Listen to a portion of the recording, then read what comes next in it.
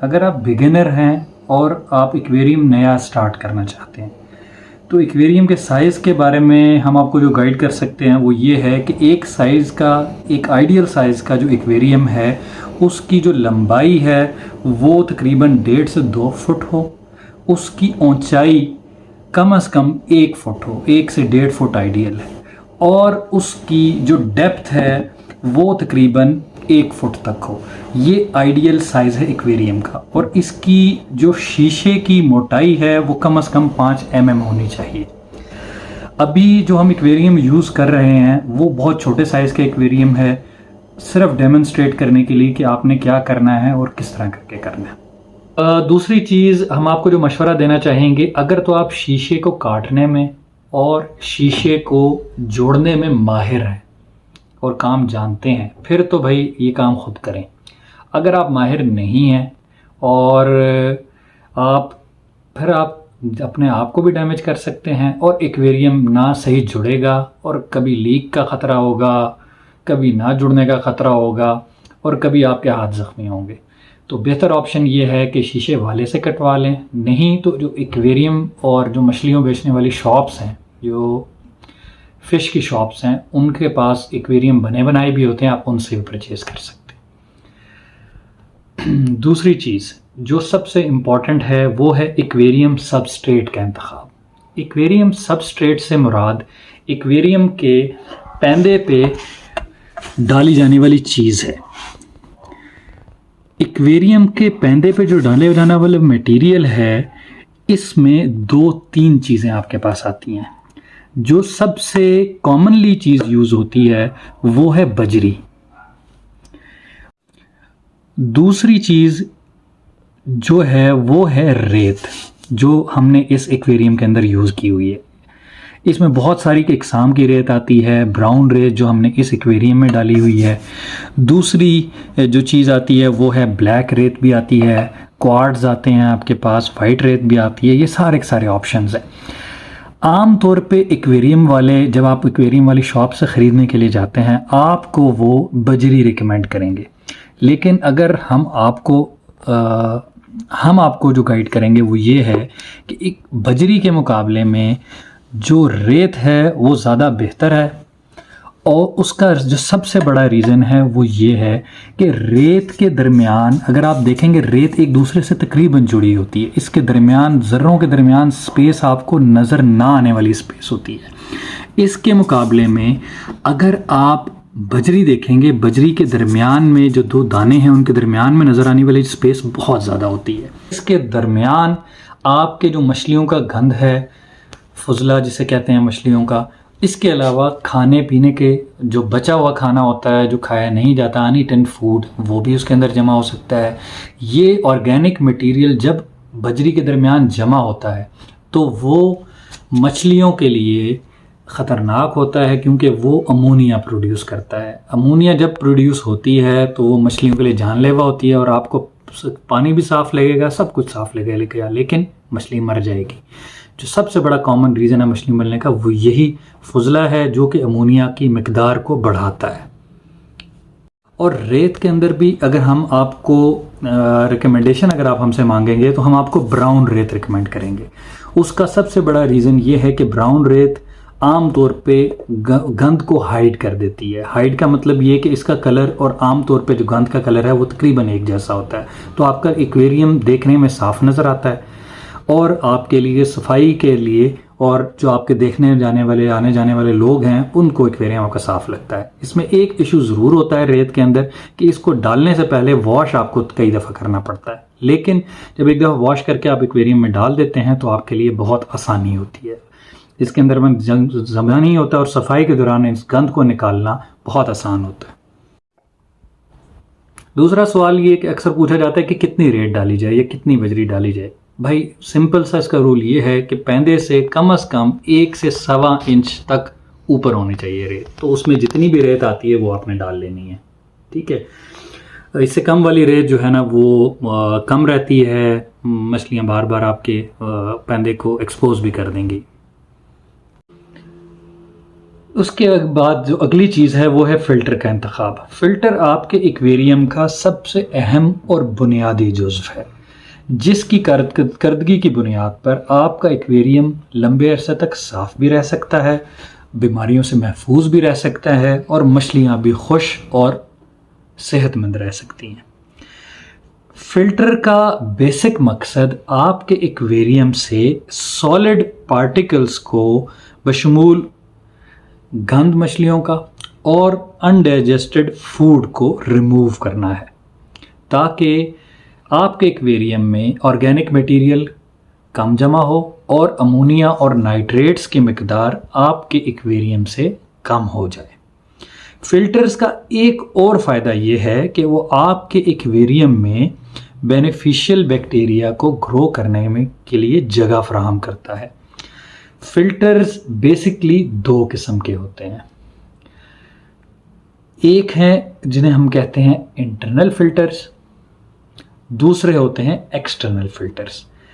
हम आपको गाइड ये करेंगे कि जब आप एक्वेरियम शुरू करें तो आप उसके अंदर इंटरनल फ़िल्टर्स को यूज़ करें। इंटरनल फ़िल्टर्स के अंदर जो सबसे कॉमन यूज़ किया जाता है उसे स्पंज फ़िल्टर कहते हैं। फ़िल्टर्स बेसिकली दो इकसाम के होते हैं। एक फ़िल्टर वो है जो आपके एक्वेरियम के अंदर लगता है, जिसे हम इंटरनल फ़िल्टर कहते हैं, जो आपके फ़िल्टर एक्वेरियम के अंदर ही रहता है, अंदर ही से पानी को लेता है और अंदर ही पानी को दोबारा फेंक देता है। वो दो किस्म के होते हैं। एक जो सबसे बेसिक फ़िल्टर है उसे आप स्पंज फ़िल्टर कहते हैं। स्पंज फ़िल्टर नेगेटिव सक्शन के प्रिंसिपल पे काम करता है। इसको सेट करना बहुत इजी है। आपने एक जो आपके एयर पंप का सोर्स होता है उसको लेना है, उसके पाइप को अंदर इसके जो सुराख है उसके साथ आपने अटैच करना है और सिंपली किसी एक जगह पे एक्वेरियम में रख देना है। इसके अंदर से ऑक्सीजन आएगी, इस पाइप के थ्रू अंदर जाएगी, इसकी ट्यूबिंग से गुजरेगी और फिर वो वापस आएगी, तो नेगेटिव सक्शन क्रिएट होगी और इसके बाहर जो स्पंज लगा हुआ है वो आपके अंदर इसके अंदर जो सॉलिड पार्टिकल्स है उसको जो भी इसके पास से गुजरेंगे उसको अपनी तरफ अट्रैक्ट कर लेगा और आपके एक्वेरियम को साफ़ करने में मदद देगा। स्पंज फ़िल्टर्स बेसिक फ़िल्टर के तौर पर आम तौर पर काम नहीं करते। इनका बेसिक मकसद आपके एक्वेरियम को के जो छोटे छोटे पार्टिकल्स हैं उनको रिमूव करना है। तो इसको अकेला अगर स्पंज फ़िल्टर आपके 1.5 से 2 फुट के एक्वेरियम में होगा तो वो इतना बेहतर काम नहीं करेगा।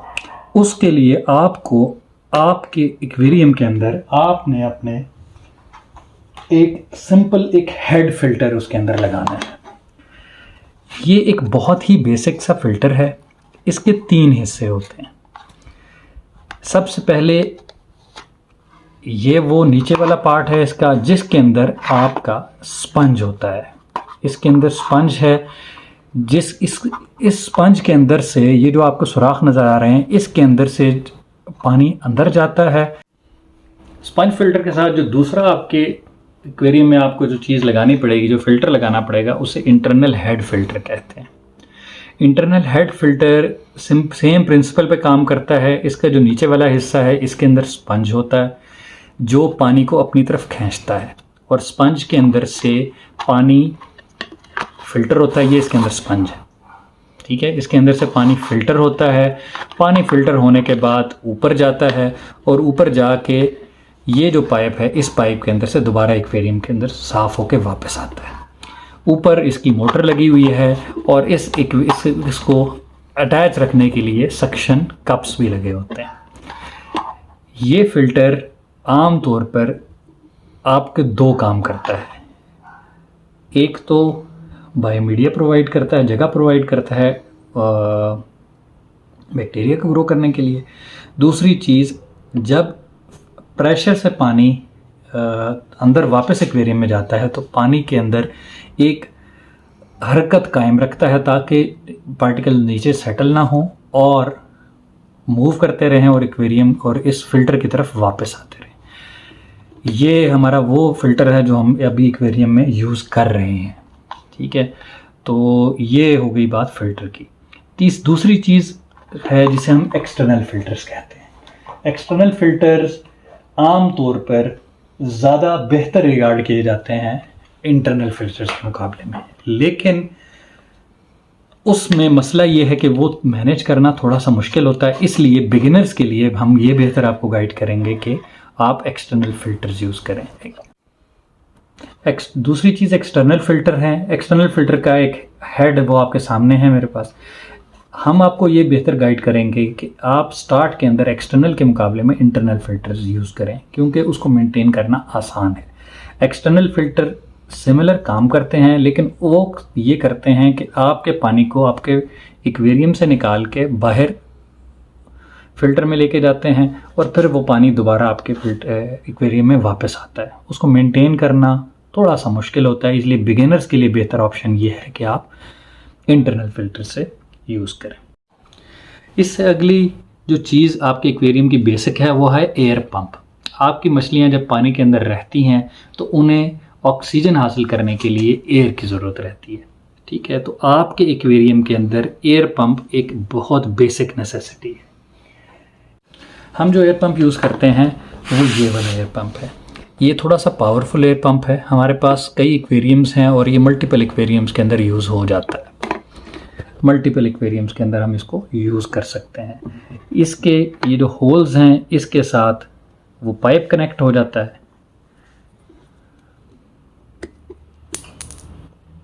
और सिंपली इसको आप ऑन करते हैं और आपके एक्वेरियम के अंदर सिंपल रख देते हैं और एयर बबल्स बार बार बनते रहते हैं। वो एयर की और ऑक्सीजन की मिकदार को पानी के अंदर कायम रखते हैं। ये जो आपको टी नज़र आ रही है ये बेसिकली एक वॉल्व है। जब आप मल्टीपल सोर्सेज के साथ इसको अटैच करते हैं तो आप ये कर सकते हैं, ये दोनों के दोनों पाइप्स में कनेक्ट करते हैं और इस सिंपली वॉल्व को इसके अंदर खोलते हैं तो आप किसी एक एरिया में ऑक्सीजन बढ़ा सकते हैं, दूसरे एरिया में कम कर सकते हैं, बराबर कर सकते हैं। आप आराम से इसको ईज़िली मैनेज कर सकते हैं। ये इस तरह सिंपली खुलता है और सिंपली इस तरह करके बंद हो जाता है। दूसरी चीज़, एयर पंप के बैक के ऊपर ये एक नॉब है। ये नॉब बेसिकली एयर की स्पीड को कंट्रोल करने के लिए। स्पीड आप तेज़ भी कर सकते हैं, आप इसकी स्पीड कम भी कर सकते हैं। तेज़ स्पीड करेंगे तो एयर बबल्स जल्दी जल्दी आएंगे, तेज़ जाएंगे, उससे फ़ायदा ये होता है कि आपकी ऑक्सीजन की मिकदार उस आपके एक्वेरियम में कायम रहती है। कुछ एयर पंप्स के अंदर इस नॉब की बजाय सिंपल बटन्स होते हैं। एक साइड पे बटन की ज़्यादा हो जाती है स्पीड, दूसरे से कम हो जाती है। स्पीड ज़्यादा करने से फ़ायदा ये होता है, एक फ़ायदा ये भी हासिल होता है कि आपके स्पंज फिल्टर के अंदर की जो नेगेटिव सक्शन की स्पीड है वो बढ़ जाती है और ज़्यादा अच्छा आपके एक्वेरियम को साफ़ करता है। इससे अगला स्टेप है लाइट का इंतखाब। आपके एक्वेरियम के टाइप के हिसाब से लाइट का इस्तेमाल मुख्तलिफ़ तरीके से किया जाता है। आम तौर पे जो LED लाइट यूज़ होती है वो तेज़ होती है। आपके एक्वेरियम के अंदर LG की ग्रोथ को बहुत तेज़ करती है। उसके मुकाबले में आजकल एक चीज़ अवेलेबल है, वो है LED light with ultra violet light. Ultra violet light एक बेसिकली मैनेज्ड लाइट सोर्स है जो कि आपके एक्वेरियम की खूबसूरती को बढ़ाती भी है और LG को बढ़ने से भी रोकती है और हार्मफुल बैक्टीरिया की मिकदार को कंट्रोल करती है। हम जो लाइट यूज़ करते हैं वो ये वाली लाइट है।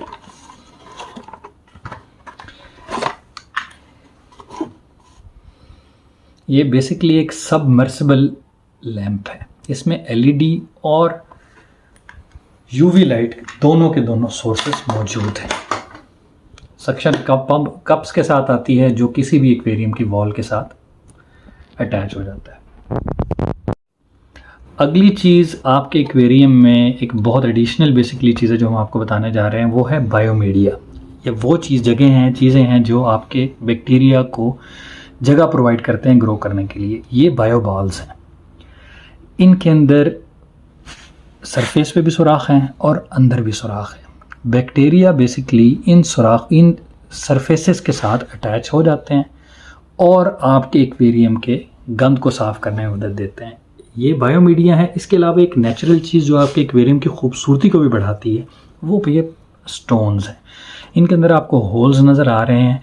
ये जो होल्स हैं इनके अंदर और इसकी सरफेस के ऊपर बैक्टीरिया अटैच हो जाते हैं और आपके एक्वेरियम को मदद देते हैं। इसके बाद जो अगला स्टेप है वो है पानी का डालना।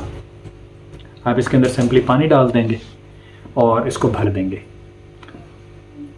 कंप्लीट नहीं भरेंगे, थोड़ा सा नीचे रखेंगे। इसके बाद बहुत ज़रूरी चीज़ है, या तो इसके ऊपर एक जाली लगाएं, दूसरी चीज़ इसके ऊपर इसकी कोई रूफ हो। ये हमने इसके ऊपर रूफ रख दी। रूफ का ऊपर रखने का मकसद ये है कि मछलियाँ जब भी नई जगह पे आती हैं तो वो जंप करने की कोशिश करती हैं, जंप करके बाहर निकल जाएंगी, गिर जाएंगी। आपको ना पता चला तो आपके कीमती पैसे और ख़ूबसूरत मछलियों का ज़िया होगा। जो बहुत एक इम्पॉर्टेंट सवाल पूछा जाता है, ये पूछा जाना चाहिए कि पानी डालते ही क्या आप मछलियाँ इसके अंदर डाल सकते हैं? तो इसका जवाब है नहीं। एक नेचुरल प्रोसेस है एक्वेरियम का, जिसे आप कहते हैं साइक्लिंग, एक्वेरियम की साइक्लिंग। वो कंप्लीट हुए बगैर आप एक्वेरियम के अंदर मछलियाँ नहीं डाल सकते। अब एक्वेरियम की साइक्लिंग क्या है?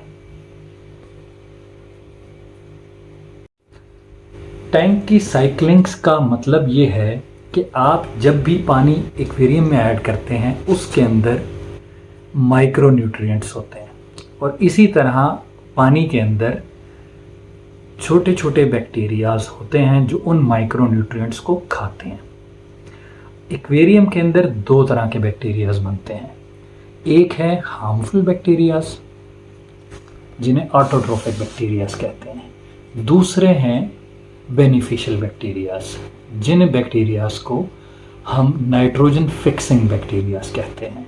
हमारा साइक्लिंग का मकसद आपके एक्वेरियम से ऑटोट्रोफिक बैक्टीरियाज को कम करना और बेनिफिशियल बैक्टीरियाज की मिकदार को बढ़ाना है।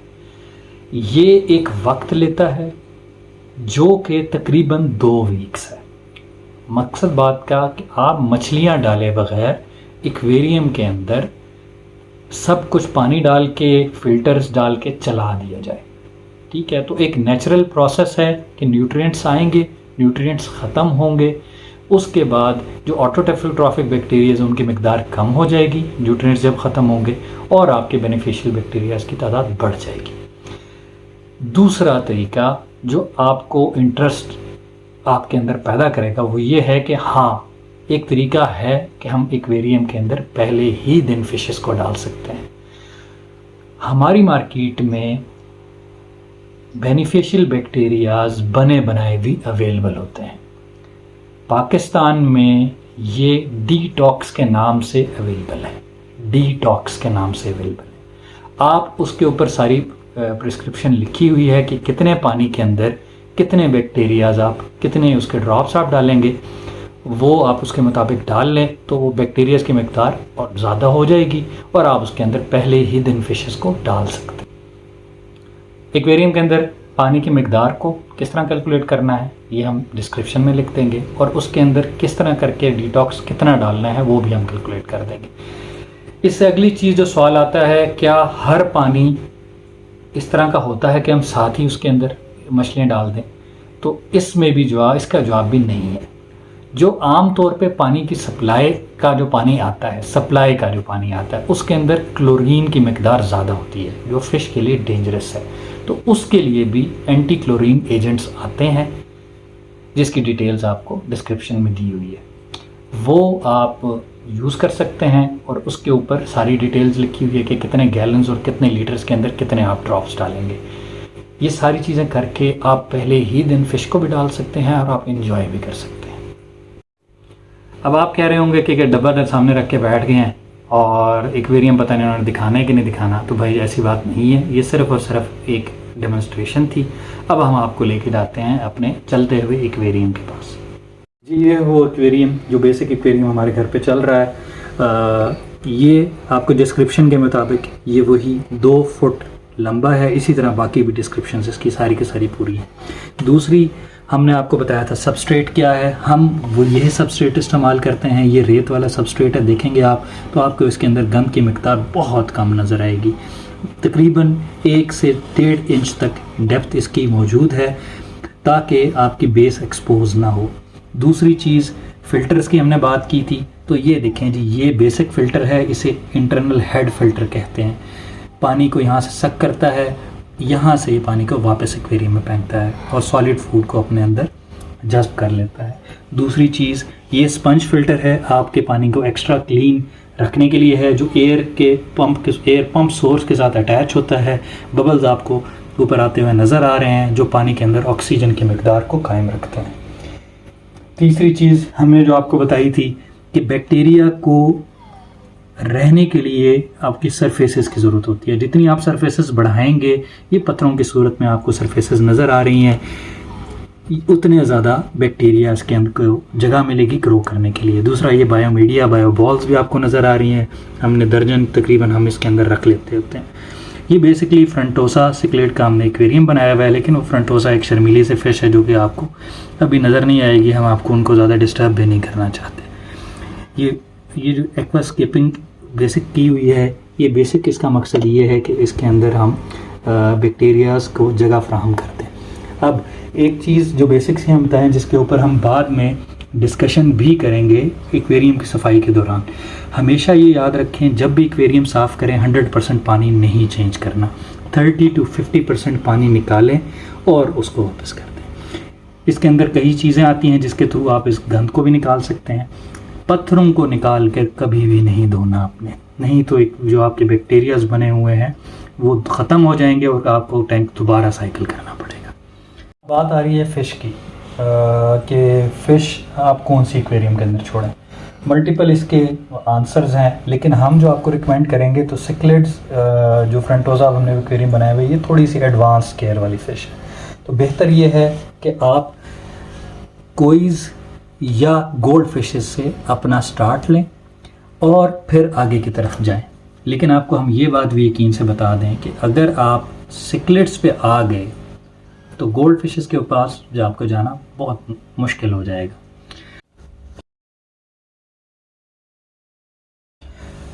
आरे वीडियोस को देखते रहें, लाइक करें, सब्सक्राइब करें और हमें सपोर्ट करें, ताकि हम अच्छी अच्छी वीडियोस बनाते रहें और आपकी इस हॉबी के अंदर आपको हेल्प आउट कर सकते रहें।